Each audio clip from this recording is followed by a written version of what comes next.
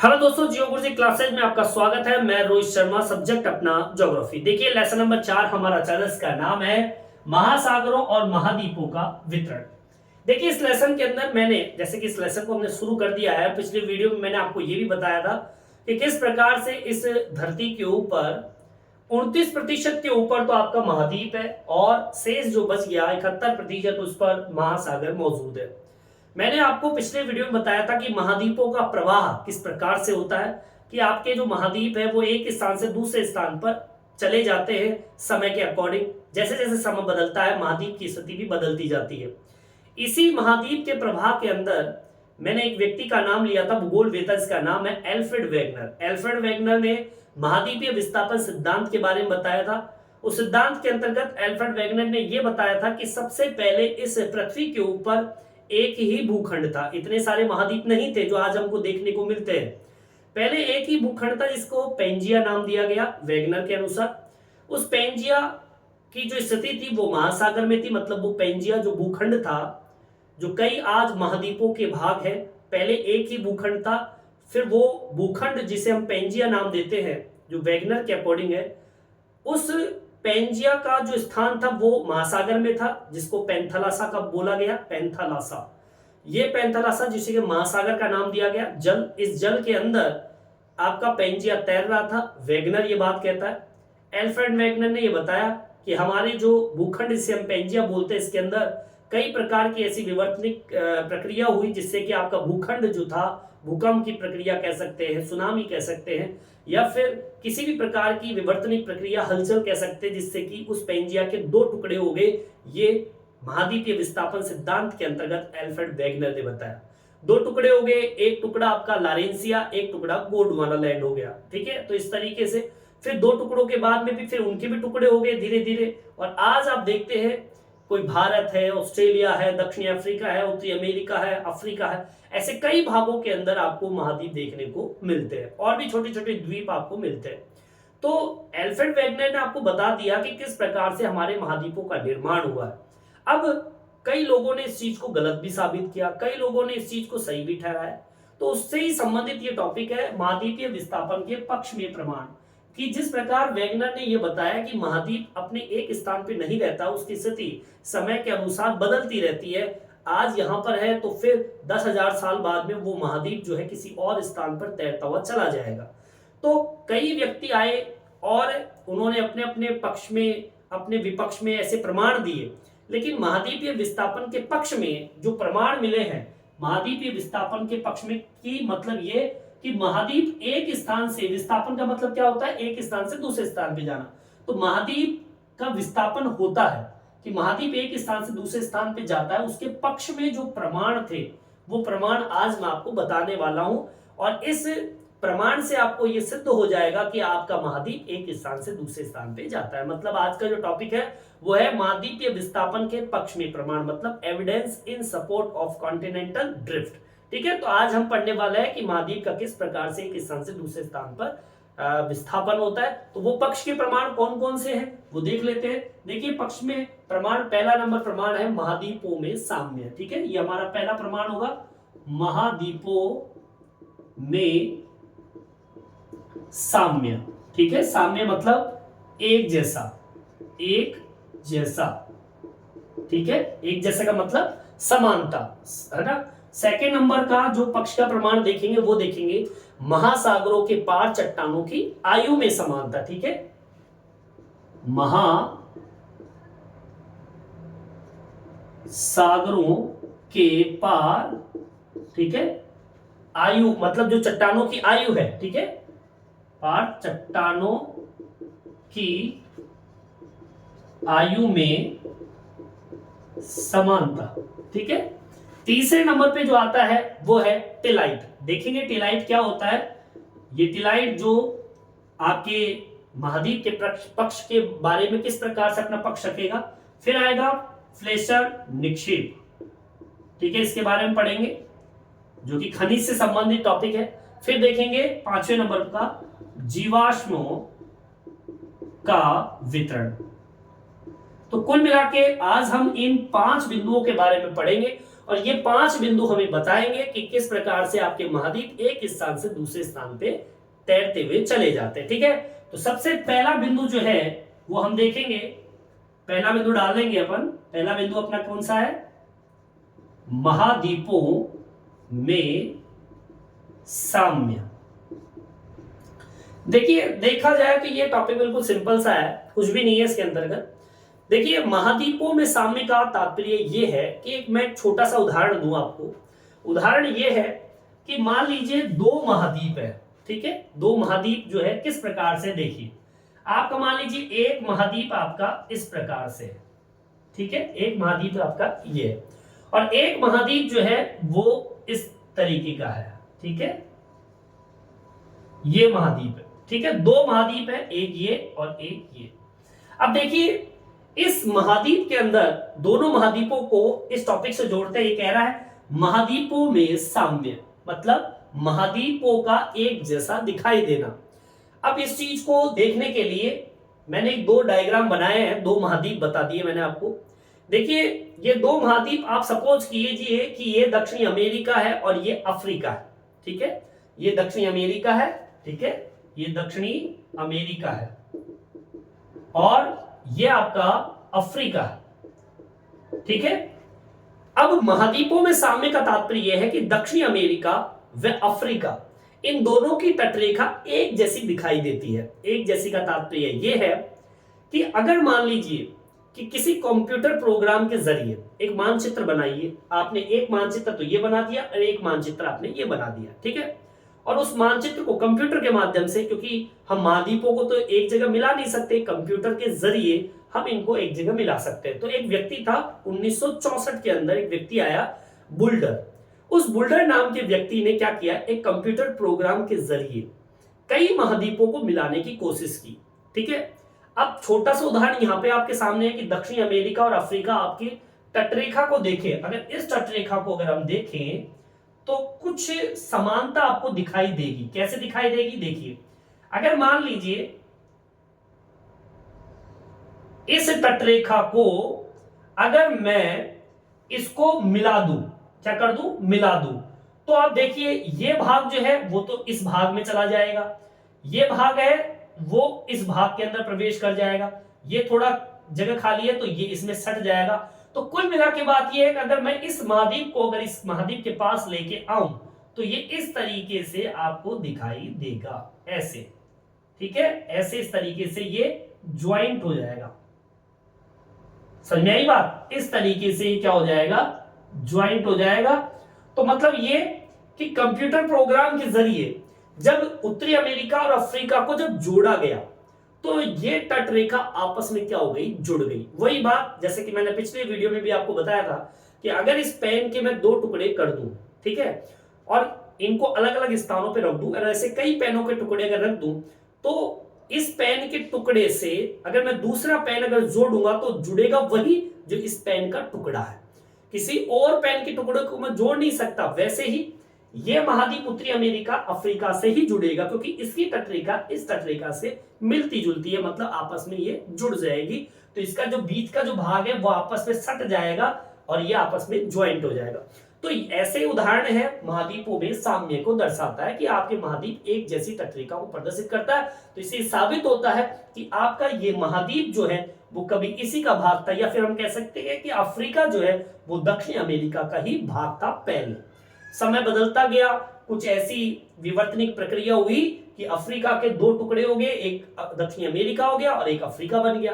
तो ऐसे परिस्थितियों के अंदर इस प्रकार से आप, अब जैसे 1964 के अंदर बुल्डर नाम के व्यक्ति ने एक कंप्यूटर प्रोग्राम से अटलांटिक तटों को जोड़ते हुए एक मानचित्र तैयार किया था।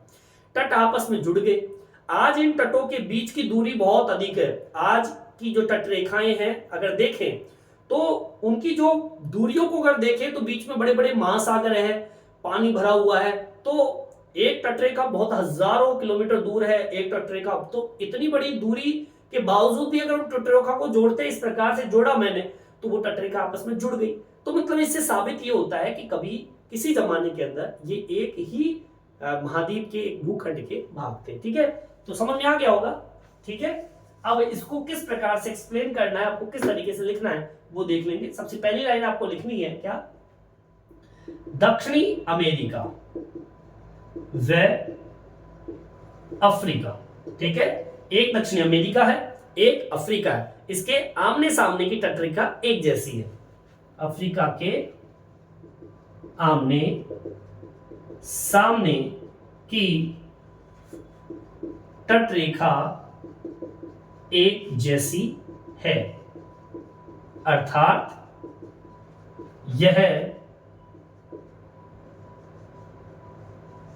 यह प्रमाण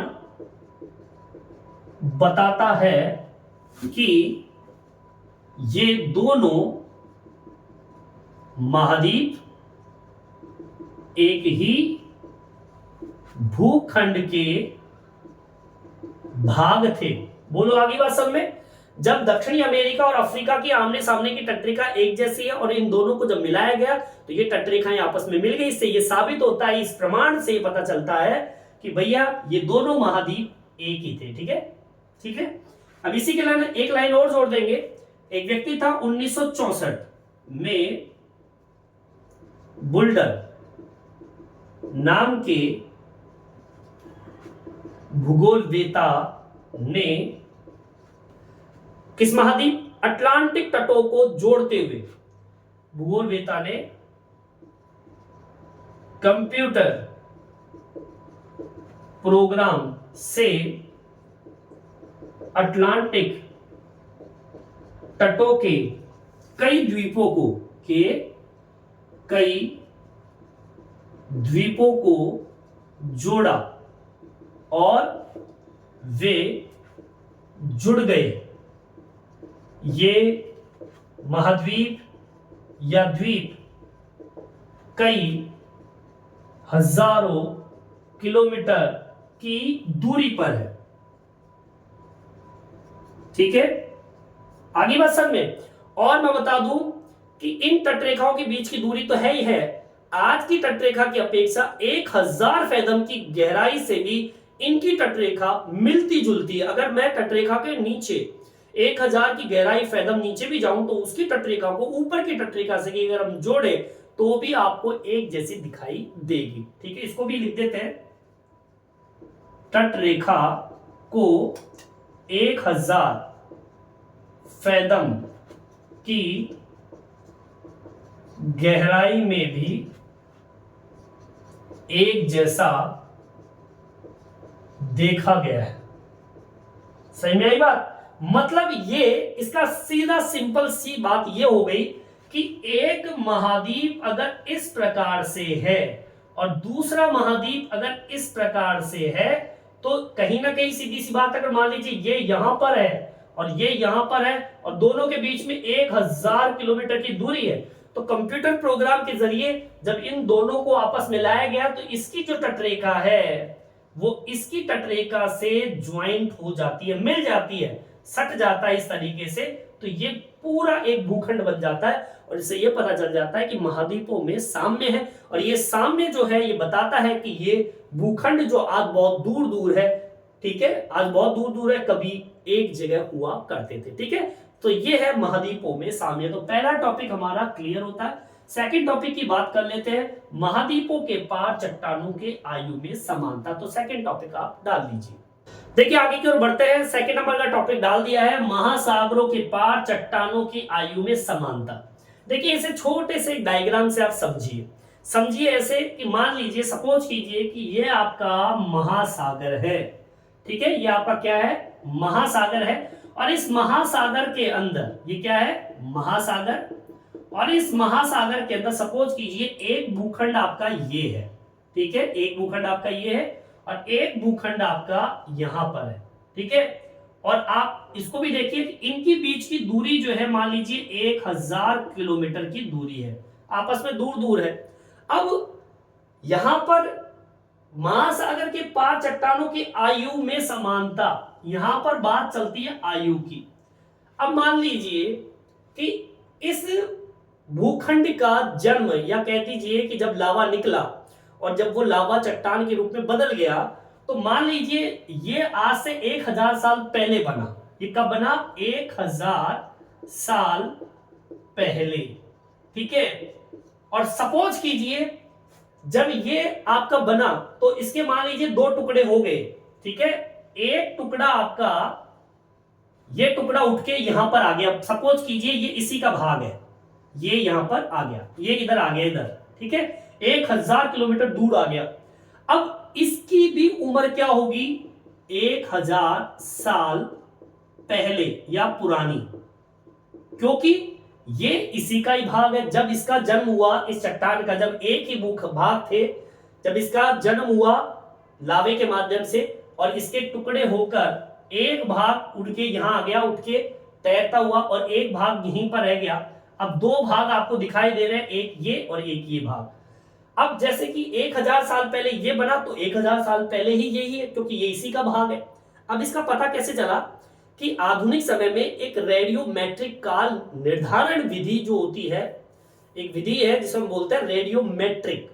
इस विधि के माध्यम से हम महासागरों के पार, महाद्वीपों के अंदर जितनी भी चट्टानें होती हैं उनके निर्माण के समय को जान सकते हैं। और इस रेडियोमेट्रिक काल विधि के माध्यम से जब हमने पता लगाया कि इसकी उम्र आज से 1000 साल पहले बनी थी, तो ये तो इसी का भाग है, तो इसका भी पता चल जाएगा कि ये 1000 साल पुरानी है। तो इससे ये क्या साबित हो जाएगा? इससे ये साबित हो जाएगा कि ये दोनों चट्टानें एक ही भूखंड के भाग थे। तो ये आपका पक्ष में प्रमाण हो गया कि ये कभी एक जगह थे, फिर इसके टुकड़े हो गए, ये तैरती हुई यहां चलेगी। तो ये भी एक आयु में समानता, जिससे हम रेडियोमेट्रिक काल विधि की जारिए जान लिया, और इससे ये पता चल गया कि ये एक ही भूखंड के भाग थे। अब इसका एक छोटा सा उदाहरण देता हूं आपको। 2000 करोड़ साल पुरानी चट्टानों की पट्टी जो कि ब्राजील तट और पश्चिमी अफ्रीका के तट में मिलती है, और इन दोनों, एक तो ब्राजील तट पे और एक पश्चिमी अफ्रीका पर पुरानी चट्टान मिलती है 2000 करोड़ साल पुरानी। अब दोनों ही चट्टान का समय एक जैसा है, तो इससे यह साबित होता है कि ब्राजील का तट और पश्चिमी अफ्रीका का तट कभी ना कभी एक जगह हुआ करता था, आज वो अलग अलग हो गए।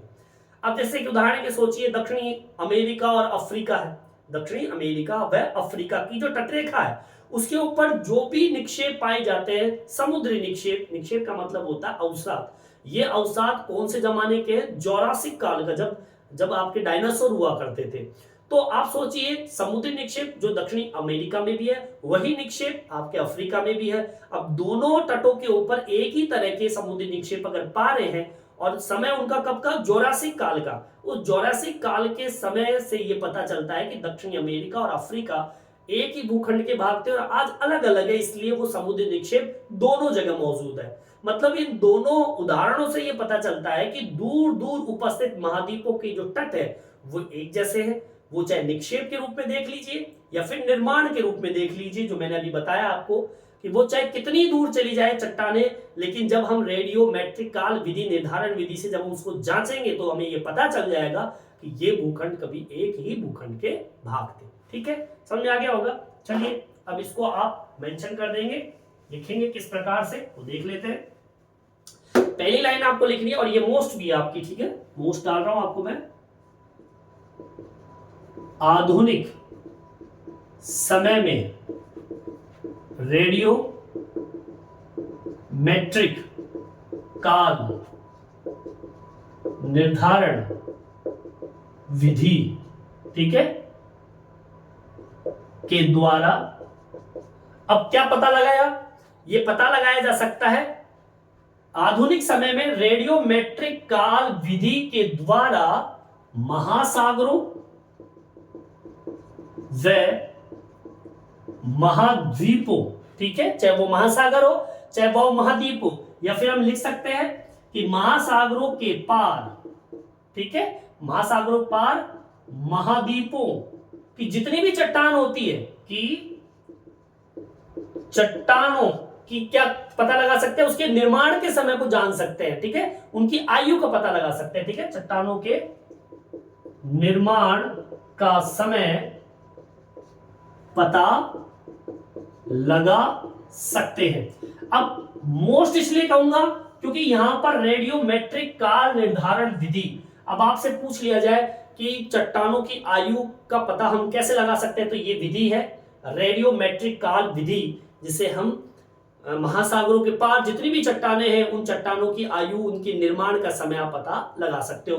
तो इसके मैंने आपको दो उदाहरण बताए, एक तो 200 करोड़ साल पुरानी जो आपकी चट्टान है, ठीक है, चट्टानों की पट्टी। अब देखो कहां कहां पर है, एक पट्टी आपके ब्राजील तट पर है, ब्राजील तट, व दूसरी पट्टी कहां पर है, पश्चिमी अफ्रीका, पश्चिमी अफ्रीका। अब दो अलग अलग जगह के तट कैसे दिखाई देते हैं, मिलते जुलते से मिलती जुलती है। लाइन को पूरा कीजिए। 200 करोड़ साल पुरानी चट्टानों की पट्टी ब्राजील तट व पश्चिमी अफ्रीका के तट से मिलती जुलती है। मतलब ये कि ब्राजील का तट और पश्चिमी अफ्रीका का तट कभी पुराने समय में एक जगह हुआ करते थे, तभी तो इनकी उम्र का पता चलता है कि ये एक ही उम्र की है। ठीक है, तो उम्र तो जब भी पता चलेगी जब एक ही जैसी उम्र निकल रही है, तो मतलब एक ही भूखंड के भाग थे। ठीक है, वैसे दूसरा उदाहरण है एक आपका दक्षिणी अमेरिका का और दूसरा कौन सा है, अफ्रीका। ठीक है, अब दो महाद्वीप है अलग अलग, एक दक्षिणी अमेरिका और एक अफ्रीका है, उसके तट पर पाए जाने वाले समुद्री निक्षेप कौन से काल के बताए मैंने, जोरासिक काल के। ठीक है, अफ्रीका के तट रेखा पर जमे समुद्री निक्षेप जोरासिक काल के हैं, जो दोनों महाद्वीपों को एक जैसा दिखाती है। आगे बात समझ में? ठीक है, अब यहीं पर ये तो दो उदाहरण हो गए। अब इन्हीं दो उदाहरणों से हमें क्या पता चला कि दूर दूर महाद्वीप है, लेकिन उनके निक्षेप और उनके निर्माण की स्थिति क्या है, एक जैसी है। इसको मेंशन कर देंगे और दोनों को मैं यहां पे लिख रहा हूं। ठीक है, इन दोनों उदाहरणों से यह पता चलता है कि इनके निर्माण की आयु व निक्षेप का समय एक जैसा है, जो एक ही महाद्वीप के भाग के होने को दर्शाता है। बोलिए आगे बात समझ में? भाई महाद्वीप एक समय में बने, लेकिन टुकड़े होके चाहे हजारों किलोमीटर दूर चले जाए, लेकिन जब उनकी दोनों की उम्र को देखते हैं तो ये पता चल जाता है कि दोनों एक ही समय में बने हैं। तो उससे ये भी पता चल गया कि ये दो भूखंड एक ही भूखंड के भाग थे। ठीक है, चलिए ये बात समझ में आ गई होगी। सेकंड नंबर का टॉपिक कंप्लीट होता है। अगला बिंदु डाल लीजिए टिलाइट। देखिए आगे की ओर बढ़ते हैं और टॉपिक डाल दिया मैंने, तीसरा बिंदु है टिलाइट का। अब सबसे पहले तो टिलाइट को समझिए कि टिलाइट होते क्या है। देखिए टिलाइट वे अवसादी चट्टान होते हैं जो कि हिमानी निक्षेप से निर्मित होते हैं। जैसे कि उदाहरण के तौर पर मान लीजिए आपकी ये चट्टान है, इस चट्टान के ऊपर आपके जो छोटे छोटे पत्थर, कंकड़ पत्थर जो है वो इस तरीके से यहाँ पर क्या हो जाते हैं, जमा हो जाते हैं। ठीक है, जमा हो गए। अब आपके ऊपर से स्नोफॉल होता है, मतलब बर्फ जो होती है वो गिरती है और ये इसके ऊपर क्या कर लेती है, उसको ढक लेती है इसको। ठीक है, ये बर्फ है और ये अवसादी है, अवसाद जो कि कंकड़, पत्थर, रेत कुछ भी हो सकता है, कुछ भी एक्स वाई जेड। अब इस कंकड़, पत्थर, रेत को किसने ढक लिया, बर्फ ने ढक लिया। तो ये नीचे नीचे दबकर एक नई चट्टान का रूप धारण कर लेते हैं और वो चट्टान जो है वो कहलाती है क्या, टिलाइट। बोलिए आगे बात समझ में? बिल्कुल सिंपल सी लाइन है। टिलाइट वे अवसादी चट्टान होते हैं जो कि हिमानी निक्षेप, मतलब हिमानी बर्फ है, हिमानी का मतलब बर्फ, उस बर्फ के निक्षेपण से, मतलब उस बर्फ जब गिरती है उसके ऊपर तो उसे एक नई चट्टान बन जाती है जो कि टिलाइट कहलाती है। अब सुनिए आगे, अब ये टिलाइट में क्यों बता रहा हूं सुनिए। मैं ये बता रहा हूं क्योंकि ये टिलाइट जो है वो पाए जाते हैं भारत में भी, और यही टिलाइट आपके कई अन्य महाद्वीपों में पाए जाते हैं, जैसे कि अफ्रीका है, फॉकलैंड द्वीप है, मेडागास्कर है, अंटार्कटिका है, ऑस्ट्रेलिया है, यहां पर भी ये टिलाइट मिलते हैं। अब सोचिए ये टिलाइट की उपस्थिति सभी महाद्वीपों को एक जगह दिखाती है। सोचिए कि आपका जो ये देश है, आपका भारत देश है, ठीक है, इस भारत देश के अंदर अगर मान लीजिए टिलाइट पाया जाता है, यहां पे टिलाइट पाया जाता है। अब सोचिए टिलाइट के बाद ऑस्ट्रेलिया, ऑस्ट्रेलिया कहां पर, इस संसार के मानचित्र में इस जगह। अब टिलाइट यहां पे भी और टिलाइट इधर भी है, बोलिए, भारत में भी टिलाइट है, यहां पे भी टिलाइट है।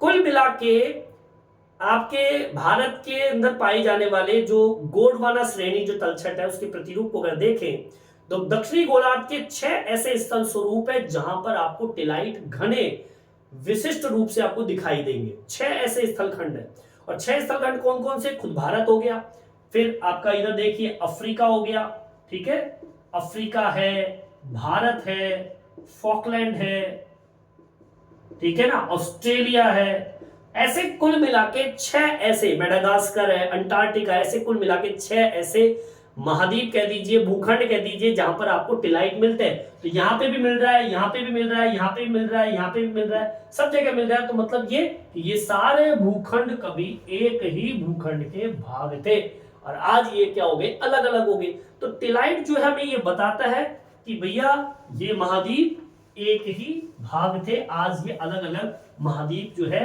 सागर में तैरते हुए निकल गए। ठीक है, अब आपको ये शुरुआत कहां से करनी है, देखिए सबसे पहली लाइन आपको लिखनी है, टिलाइट वे अवसादी चट्टाने हैं।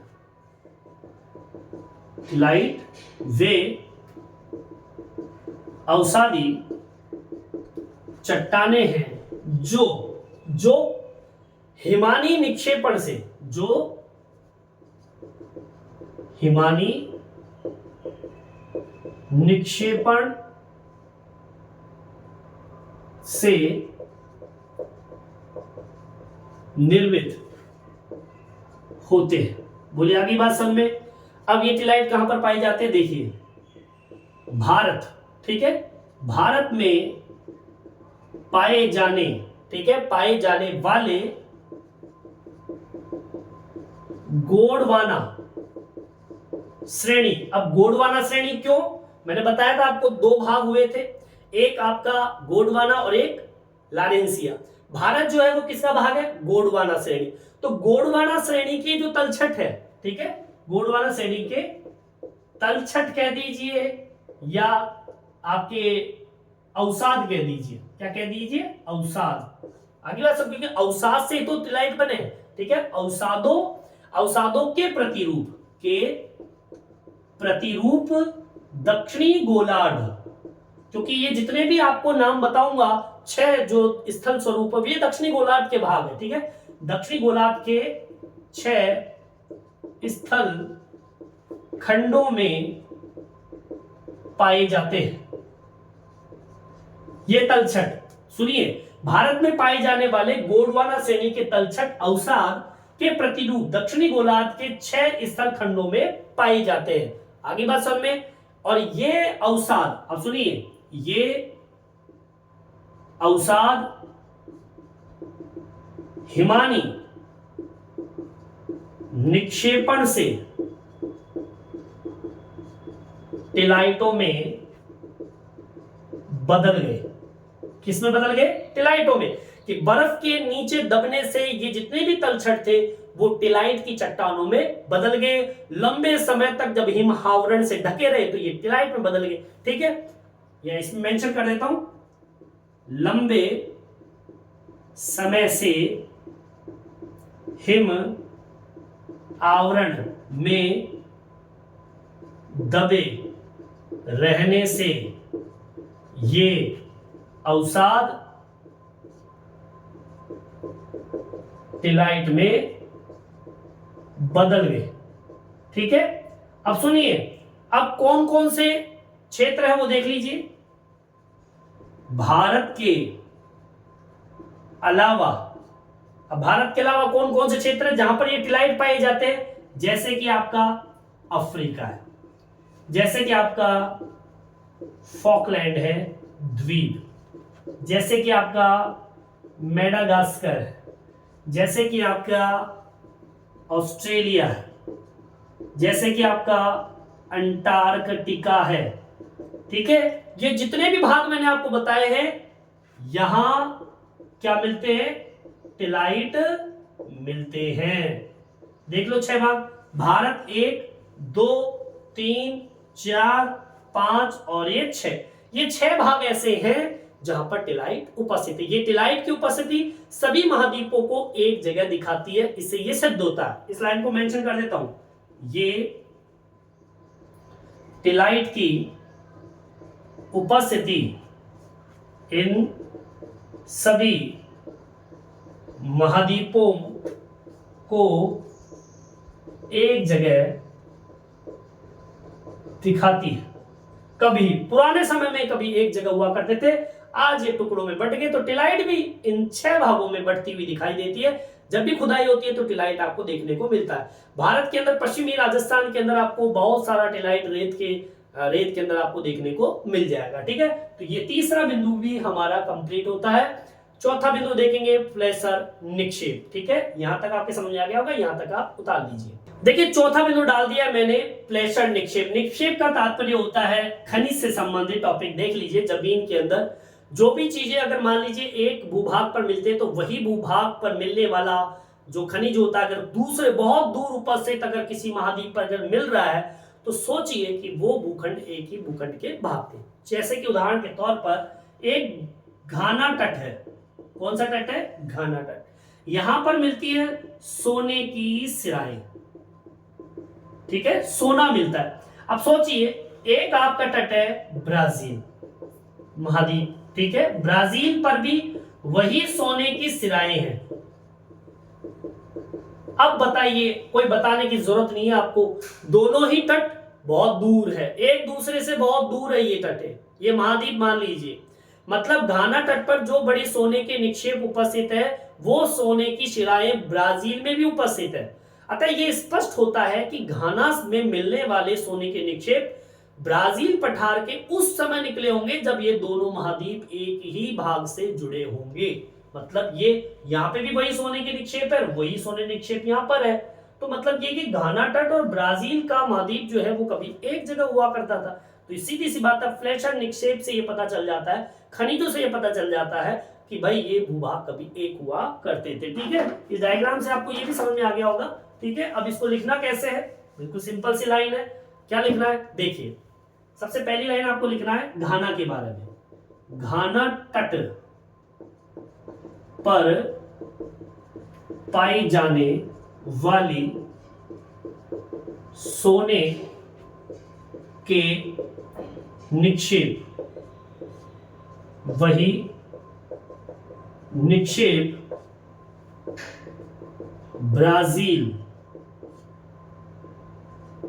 तटों पर पाई जाती है, ठीक है। अब इसी के अंदर लाइन जोड़ेंगे क्या, अतः यह स्पष्ट होता है कि, अब क्या स्पष्ट हो रहा है ये कि ये घाना और घाना के जो निक्षेप, जो घाना में मिलने वाले जो सोने के निक्षेप है, वो ब्राजील पठार से उस समय निकले होंगे जब दोनों भाग एक थे, ठीक है। अतः ये स्पष्ट होता है कि घाना में मिलने वाली सोने की सिराएं ब्राजील तट से उस समय अलग हुई होगी जब ये दोनों भूखंड एक ही भूखंड के भाग थे, ठीक है। इससे तो यही साबित होता है, अगर वही सोने की सिराएं अगर घाना के तट पर है, वही सोने की सिराएं अगर ब्राजील के तट पर मिले, तो सीधी सी सिंपल सी बात है कि घाना तट और ब्राजील तट ये दोनों ही, या कहें ब्राजील का पठार कह दीजिए, ठीक है, ये दोनों भाग कभी एक हुआ करते थे, आज अलग अलग है, दूर दूर है, ठीक है। तो इससे ये साबित हो गया कि दूर दूर गए तो मतलब कभी एक थे, मतलब महाद्वीप का विस्थापन हुआ है। 5वां नंबर का बिंदु अपना आता है लास्ट में जीवाश्मों। ठीक है, जीवाश्मों का वितरण। और ये तो बिल्कुल सिंपल सा है कि जो जीव जंतु पौधे, सुनिए, 2 महाद्वीपों पर पाए जाने वाले जीव जंतु पौधे की एक जैसी समानता अगर पाई जाती है तो महाद्वीपों में एक समानता होती है, मतलब महाद्वीपों को एक साथ जोड़ती है। मान लीजिए भारत पर वही, जैसे कि भारत है, मेडागास्कर है, अफ्रीका है, यहां पर लेमूर मिलते जीव। अगर ये तीनों स्थल खंडों को पर मिल रहे हैं तो मतलब ये कि भारत, मेडागास्कर, अफ्रीका एक ही भूखंड के भाग थे। ठीक है, समझ आई बात? तो मतलब ये, अब देखिए इसमें लिखना किस तरीके से, मतलब सीधी सी बात है। ऐसे देखिए, मान लीजिए एक भूखंड ये है, एक भूखंड ये है, एक भूखंड ये है। ठीक है, अलग अलग भूखंड है। अब सपोज कीजिए ये यहाँ पर एक छोटा उदाहरण दे रहा है लेमूर का। लेमूर एक प्रजाति है। अगर यही लेमूर अगर यहाँ पर मिले, यहाँ पर मिले, यहाँ पर मिले, दोनों तीनों जगह लेमूर मिल रहे हैं। भारत में भी मिल रहा है, मेडागास्कर में भी मिल रहा है, और मिल रहा है कहां पर, आपके अफ्रीका में भी मिल रहा है। सोचिए तीनों महाद्वीपों पर लेमूर मिल रहा है, मतलब इसका नाम दे दिया इस एक स्थल भाग का लेमूरिया।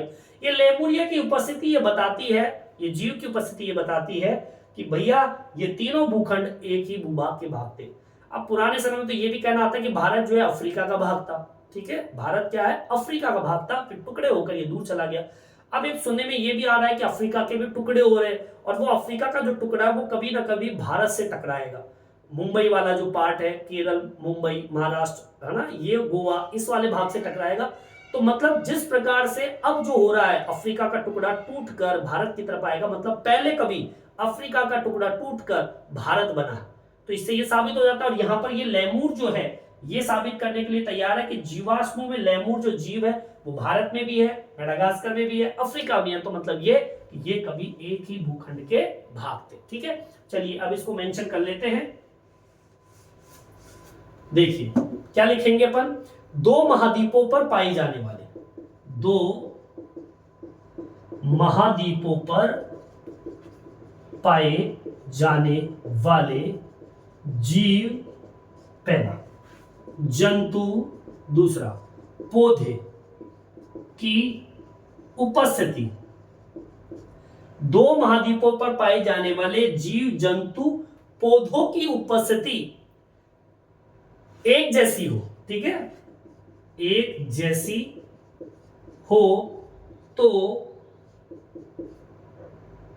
तो क्या, तो ये कि महाद्वीपों में एक समानता है, मतलब वो महाद्वीप एक ही भूभाग के भाग थे। ठीक है, एक जैसी है तो ये दोनों महाद्वीप एक भूखंड थे। अब यहां पर एक छोटा सा उदाहरण दे दिया किसका, लेमूर का। लेमूर, अब लेमूर में क्या उदाहरण देता है, लेमूर जो भारत में भी है, मेडागास्कर में भी है, अफ्रीका में भी है। ठीक है, लेमूर जो भारत, मेडागास्कर, अफ्रीका में मिलते हैं। ठीक है, में मिलते हैं। ठीक है, अब क्या बता रहा है, ये तीनों स्थल खंडों को जोड़कर ही तो बता रहा है। ठीक है, इन तीनों स्थल खंडों को जोड़कर क्या बना रहा है, लेमूरिया की उपस्थिति को स्वीकार रहा है। ठीक है, जोड़कर लेमूरिया की उपस्थिति को दर्शाता है। बोलिए, बात समझ में आ गई? मतलब ये बताना चाहता है कि एक जीव लेमूर जो कि 3 भूखंड पर है, अब 3 भूखंड पे तभी हो सकता है जब ये भूखंड कभी एक हुआ करते थे। समझ में आई बात? चलिए यहां तक समझ आ गया होगा। अभी ये टॉपिक कंप्लीट नहीं हुआ है, मैं अभी आपको इसमें और बताऊंगा। यहां तक समझ में आ गया होगा, यहां तक आप उतार लीजिए। इसका एक छोटा सा उदाहरण और मैं आपको बताऊंगा, रेंगने वाले जीव से संबंधित है, देखेंगे उसको। यहां तक आप उतार लीजिए। देखिए आगे की ओर बढ़ते हैं। मैंने वो रेंगने वाला जीव का नाम लिया, उसका नाम है मेसोसारस। ठीक है, मेसोसारस एक रेंगने वाला जीव है। अब सपोज कीजिए कैसे कर रहा है, वो रेंग रहा है।